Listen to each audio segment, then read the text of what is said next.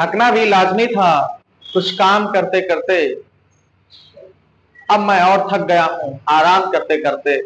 तो आपको आराम नहीं करना है, अगर आराम करोगे तो भी थक सकते हो। अब आपको फिजिक्स पढ़ना है, आराम नहीं करना है। देखिए बहुत कर लिया आराम। तो देखिए आज का हमारा टॉपिक है कूलॉम के नियम का सदिश स्वरूप, Coulomb's law in vector form. क्या होता है, बहुत ही आसान भाषा में समझाएंगे। देखिए कुछ नहीं है, देखिए यहां पे कूलॉम ने बताया, पिछले लेक्चर में हमने बात किया था कूलॉम के नियम का। क्या होता है, कूलॉम का नियम होता है बराबर 1/4 pi epsilon 0 Q1 Q2 by R square. वैसे यहाँ पे है, वहां पे दो आवेश होते थे Q1 Q2 लेते थे, यहाँ भी क्या है इस तरह से लेंगे, दो आवेश हैं Q1 and Q2। Q1 Q2 आवेश है और इसके बीच की दूरी जो है क्या है, R है। और ध्यान रखना बच्चे यहाँ पे गलती कर देते हैं, यहाँ पे दोनों चार्ज जो है चार्ज समान है। अगर यहाँ पे प्लस चार्ज है तो यहाँ भी प्लस चार्ज होगा, अगर यहाँ भी माइनस है तो यहाँ भी माइनस होगा। ये नहीं कि प्लस माइनस होगा। और जब आप जानते हैं कि जब समान चार्ज होते हैं तो एक दूसरे को क्या करते हैं, रिपेल करते हैं, यानी जिनके ऊपर जो बल लगेगा वो बल कौन सा होगा, प्रतिकर्षण बल होगा। तो प्रतिकर्षण बल क्या होगा, F1, यानी इसके ऊपर इसके कारण बल लगेगा तो F12 हो जाएगा। ओके, और इसके ऊपर जो बल लगेगा वो F1 के कारण लगेगा, वो Q1 के कारण लगेगा तो F21 हो गया। अब इसकी जो दूरी है ये क्या हो जाएगा, R1, यानी 1 से 2 तो R12 हो गया, और ये जो था R21 हो गया। ठीक है, अब हम इसके बीच में निकालेंगे, इनके बीच में कैसे और बल निकालेंगे। और हमने बताया था कि कूलॉम का नियम होता है 1/4 pi epsilon 0 Q1 into Q2 बटे आर स्क्वायर।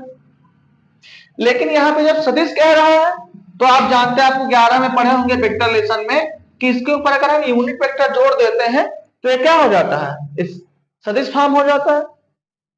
तो बिल्कुल हम इसमें ऐसे ही करेंगे। तो देखिए क्या है, सबसे पहले हम लिखेंगे कि माना दो बिंदु आवेश हैं जिनके ऊपर चार्ज समान है और ए r दूरी पर एक दूसरे से रखे हुए हैं। इसके ऊपर एरो लगा दो। अब हमको इनके बीच में निकालना है बल। तो F12 बराबर क्या हो जाएगा, F12 बराबर कूलॉम के नियम से चलेंगे 1/4 pi epsilon 0 Q1 into Q2 बटे, अब देखिएगा हमने F12 निकालेंगे, इसके ऊपर जो बल लग रहा है इसकी वजह से वो बल हम निकालने जा रहे हैं।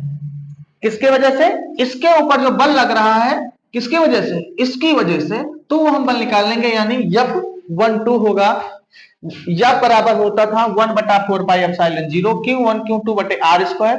तो हमने वही लिख दिया, और F12 कह रहा है ना, तो हम यहाँ पे जब दूरी लिखेंगे तो R ये बल लगा रहे हैं इसके ऊपर, तो दूरी की बात करें तो दूरी की डायरेक्शन क्या है, यहाँ पे R, यहाँ पे देखिए R यूनिट वेक्टर लगा देंगे, R12 लिख देंगे। ठीक है, ओ सॉरी R21 लिखेंगे। ठीक है, क्योंकि बल उसके अपोजिट लग रहा है, बल बाहर की तरफ लग रहा है। ठीक है, और डिस्टेंस जो है अंदर की तरफ है, डिस्टेंस ये है, तो ये हो गया। ठीक है, तो अब जैसे F12 के कारण, यानी इसके कारण हम निकाला था बल, अब हम निकालेंगे ऐसे F2 के कारण, यानी जो F2 पर जो बल लगा, F2 किसके कारण, F1 के कारण। तो यहां पे लिख देंगे 1/4 pi epsilon 0 Q1 into Q2 बटे आर स्क्वायर। ये भी हो गया। अब हमने यहाँ पे R इसके लिए जब निकाला था तो R12 लिया था, तो इसका उल्टा कर लेंगे, यानी यहाँ पे R यूनिट वेक्टर 12 कर लेंगे।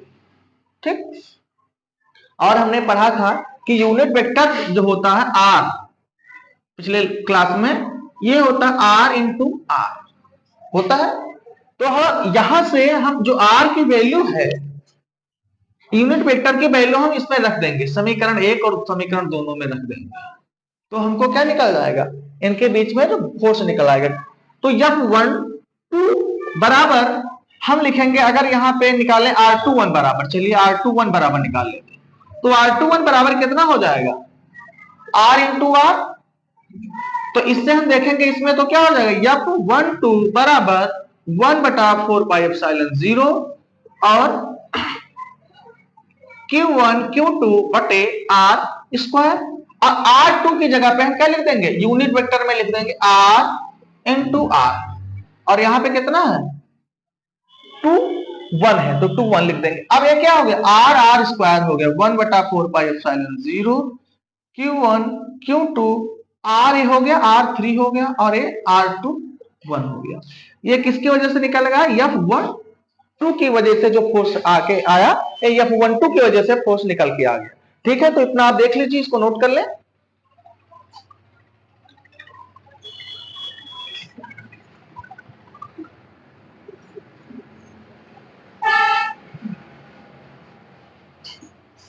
तो इतना नोट कर लेंगे आप। अब इसके बाद में हम निकालेंगे F12 के कारण तो ये आ गया, अब F21 के कारण निकालेंगे।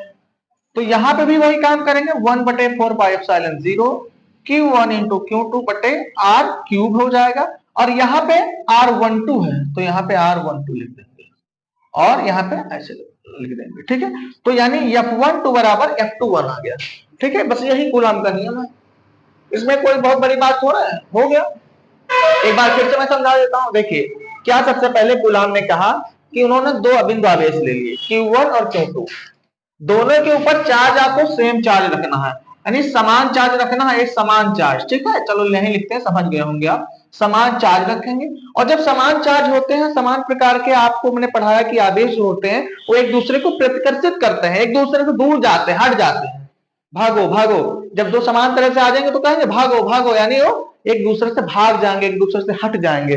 तो जो बल होगा वो बल इनके बीच में बाहर की तरफ लगेगा, क्योंकि ये है ना, इनको जब दोनों को ऐसे लाओगे तो ये क्या होंगे, ये ऐसे है, अगर दोनों समान है ना तो ये क्या होंगे, ऐसे से दूर जाएंगे, तो बल बाहर की तरफ लग रहा है और इनके बीच की दूरी r है।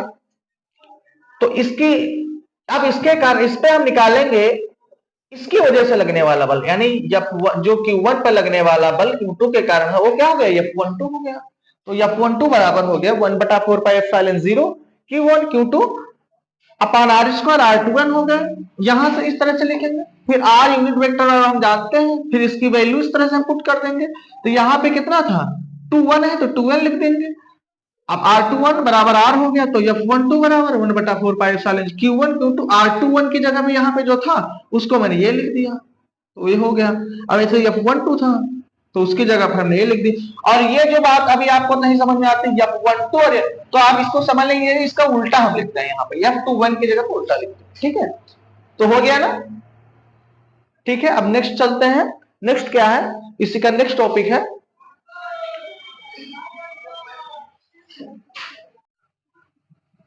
अभी हमने बात किया था कूलॉम्स लाइन वेक्टर फॉर्म की, और अब हम बात करेंगे बहुल आवेशों के बीच अध्यारोपण का सिद्धांत, फोर्सेस बिटवीन मल्टीपल चार्जेस।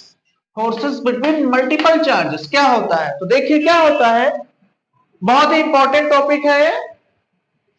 किसी एक ही बिंदु आवेश से कुछ दूरी पर रखे अलग अलग बिंदु आवेशों के द्वारा लगने वाला कुल बल उसके सदिश योग के बराबर होता है, इसे ही अध्यारोपण का सिद्धांत कहते हैं। तो अब हम इसका, ये तो हमारा लिखा हुआ है, अब हम इसके डेरिवेशन के बारे में बात करेंगे, किसको समझेंगे फिगर के द्वारा कैसे होता है। तो यहाँ पे लिखा है बहुल, बहुल का मतलब है बहुत से। ठीक है, यानी बहुत सारे चार्ज है। मल्टीपल भी लिखा है, मल्टीपल का मतलब भी बहुत है। देखिए आप लोग इंग्लिश पे ध्यान देते रहे, क्योंकि जब आप हायर एजुकेशन में पढ़ेंगे और नीट की तैयारी करेंगे, आईआईटी की तैयारी करेंगे, तो अगर आपको वहां पे इंग्लिश कमजोर है तो थोड़ा दिक्कत का सामना करना पड़ सकता है। तो इससे अच्छा यही है कि हम क्यों ना पहले ही इस पे इंग्लिश के जो टॉपिक हैं उसको हम देखते रहेंगे, उसको इंग्लिश में क्या कहेंगे, क्योंकि पास होना ही सिर्फ एकमात्र उद्देश्य नहीं, पास तो सब हो जाते हैं। अरे जो कम पढ़ेगा, जो कुछ ऐसे होते जो नहीं भी पढ़ते हैं तो भी पास हो जाते हैं, आप लोग देखते होंगे अपने आसपास। ठीक है, लेकिन यदि आपको अच्छा कुछ करना है फ्यूचर में, आईआईटी के लिए जाना है, नीट के लिए जाना है या और कुछ हायर एजुकेशन के लिए जाना, तो आपको गहराई से पढ़ना है। काम तो सब करते हैं, नदी तो सब पार करते हैं, लेकिन जो समुद्र को पार कर लेता है उसकी बहुत बड़ी बात होती है। कहने का मतलब ये है, समझिएगा, कि जो छोटे काम को तो सब करते हैं, आप बड़ा काम करिए थोड़ा सा। ठीक है, आप हिंदी के साथ इंग्लिश भी सीखते चलेंगे तो आपको दिक्कत का सामना जो करना पड़ सकता है फ्यूचर में नहीं करना पड़ेगा। ठीक है, तो देखिएगा अब हम इसके डेरिवेशन को समझेंगे। क्या होता है, इन्होंने इसमें जो है एक ही बिंदु आवेश पर, यानी एक ही बिंदु आवेश है, और एक बिंदु आवेश क्या है, Q1 है। दूसरा लेंगे हम यहाँ पे Q2, तीसरा लेंगे Q3, चौथा ले लेंगे Q4। ठीक, अब Q1 जो हमने भी वेक्टर फॉर्म पढ़ा था कूलाम के नियम, बिल्कुल वैसे ही है। अभी देखना क्या होगा, ये Q1 हो गया, इसके ऊपर यहां जो Q1 Q4 है, तो इस और दूसरे फिर क्या हो जाएगा, दूसरा आपका ये हो जाएगा Q3 इस पे बल लगा, Q3 पहले तो Q4 लगाया Q1 पर बल, तो हमने ये लाइन खींचा। अब Q3 लगाएगा Q1 के ऊपर, तो ये हो गया। फिर ऐसे Q2 भी तो Q1 के ऊपर लगाएगा, तो ये हो गया। ठीक, तो अब इसके जो Q1 पर Q3 के जो कारण बल लगा, उसको क्या नाम देंगे हम, F13। क्या नाम देंगे, F13, यानी 3 के कारण 1 पे लगने वाला बल। और जो 2 पे लगा हुआ है, ये Q2 के कारण, तो 1 पे लगा किसकी वजह से, 2 की वजह से, तो ये लिख दिया। ठीक, अब ऐसे यहां भी समझ में आ गया होगा आपको क्या लिखना है। यहाँ पे क्या लिखेंगे, F14 लिख देंगे, क्योंकि 1 पे लग रहा है, Q1 पे लग रहा है बल किसकी वजह से, Q4 की वजह से। ठीक, और इनके बीच की दूरी क्या हो जाएगी, यहाँ पे दूरी हमने जब पहले पढ़ाया था, तो अभी उसमें अगर F12 होता तो यहाँ पे डिस्टेंस का हम उल्टा कर लेते थे, अभी जो वेक्टर फॉर्म में पढ़ाया था, बिल्कुल ऐसे ही होगा यहाँ पे। तो देखिए यहाँ पे अगर F14 है, तो जो डिस्टेंस हो जाएगी वो R14 हो जाएगी, ओ सॉरी R41 हो जाएगी, क्योंकि हम इधर से देख रहे हैं, तो R41। ठीक है, और इसमें भी कितना हो जाएगा, R31 हो जाएगा, और इसके लिए R यहाँ पे 1 2 है, तो R21 हो जाएगा। ठीक, तो ये हो गया दूरी। अब इनके, अब इसमें हम कूलाम का नियम लगाएंगे। तो देखिए कूलाम का क्या नियम था, जब कूलाम का नियम से, कूलाम के नियम से, कूलाम के नियम से Q2 के कारण, Q2 के कारण Q1 पर लगने वाला बल, लगने वाला बल, ठीक है, क्या हो जाएगा, F12 इक्वल टू हो जाएगा Q1 1/4 pi epsilon 0 Q1 Q2 अपान डिस्टेंस कितनी है, R2 का ये स्क्वायर है। ठीक है, R21 का स्क्वायर हो गया। और वेक्टर फॉर्म की बात कर रहे हैं ना, तो यहाँ पे यूनिट सदिश कह रहा है ना, सदिश के, तो यहाँ पे यूनिट वेक्टर लगा देंगे, डिस्टेंस क्या हो जाएगा, ये हो जाएगा R21। ठीक है, ऐसे ही अब हम इस लाइन को बार बार नहीं लिखेंगे, चलिए लिख देते हैं। अब क्या है, Q3 के कारण, Q3 के कारण Q2 पर, Q1 पर लगने वाला बल, इसका Q3 के कारण, तो Q3 में फोर्स क्या था, F13 निकालेंगे। क्या निकालेंगे, F13 बराबर क्या करेंगे हम, जैसे यहां पे लिखा था, तो ऐसे यहां लिख देंगे 1/4 pi epsilon 0 Q1 into Q2 बटे, अब यहां पे देखें, अगर यहां पे 13 है, तो यहां पे हम 31 लिखेंगे, R31 का स्क्वायर, और यहाँ भी R इंटू वेक्टर 31, क्योंकि हम डायरेक्शन की बात कर रहे हैं ना, तो इसलिए हम यूनिट वेक्टर लगा देते हैं। जहां पे परिमाण के साथ साथ डायरेक्शन को भी लिखना होता है, वहां पे हम यूनिट वेक्टर लगाते हैं। ठीक है, ऐसे Q3 के कारण Q1 पर लगने वाला बल, ऐसे Q4 के कारण Q1 पर लगने वाला बल,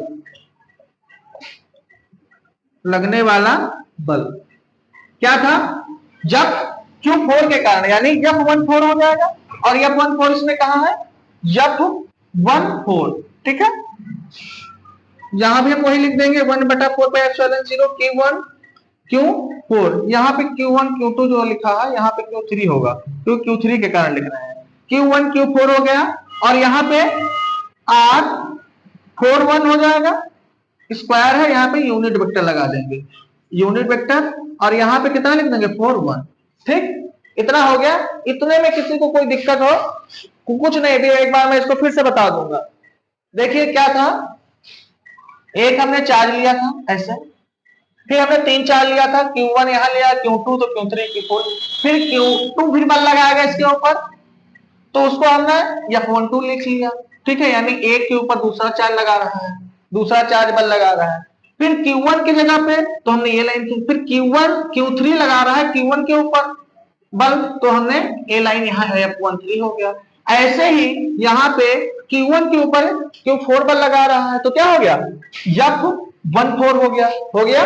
अब देखिए इनकी जो डायरेक्शन है, डायरेक्शन Q4 से इधर से हम लेंगे तो R4 1 हो जाएगा, इसलिए अगर यहाँ 1 4 है तो इसका उल्टा कर देंगे, R4 1 कर देंगे, ठीक है। तो वही हमने की, फिर कूलाम का नियम लगा दिया, तो F12 बराबर बटा 4/0, Q1 Q2 बटा R2 1, यूनिट वेक्टर लगा दिया, डायरेक्शन ऐसे ही तीनों कर लिया। अब इनको क्या जोड़ देंगे, अतः हम निकाल रहे थे, या इनको आपस में जोड़ लेंगे, क्योंकि किसी एक ही बिंदु पर आवेश से कुछ दूरी पर अलग अलग बिंदु आवेशों के द्वारा लगने वाला कुल बल उसके सदिश योग के बराबर होता है, इसे अध्यारोपण का यानी कुल, तो कुल निकालेंगे बल यानी F1 निकाल लेंगे, कितना हो जाएगा F1 बराबर F12 plus F13 plus F14,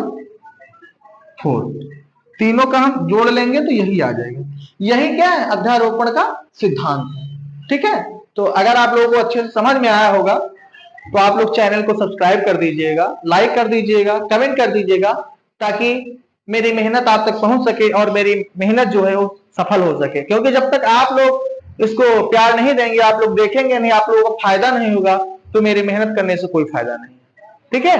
तो मैं उम्मीद करता हूं अब नेक्स्ट टॉपिक में हम मिलेंगे, इसी का जो 9 नंबर टॉपिक, इसमें इस लेक्चर में 9 नंबर टॉपिक हो गया आपके कुमार मित्तल की बुक का, 10 नंबर टॉपिक हो गया। अब हम 11 नंबर टॉपिक के साथ मिलेंगे, और वो टॉपिक का नाम है कूलाम का नियम और जो गुरुत्वाकर्षण बल की तुलना, ठीक है। कूलाम के नियम से गुरुत्वाकर्षण बल की तुलना है, उसको हम अगले लेक्चर में बात करेंगे, ठीक है, ओके।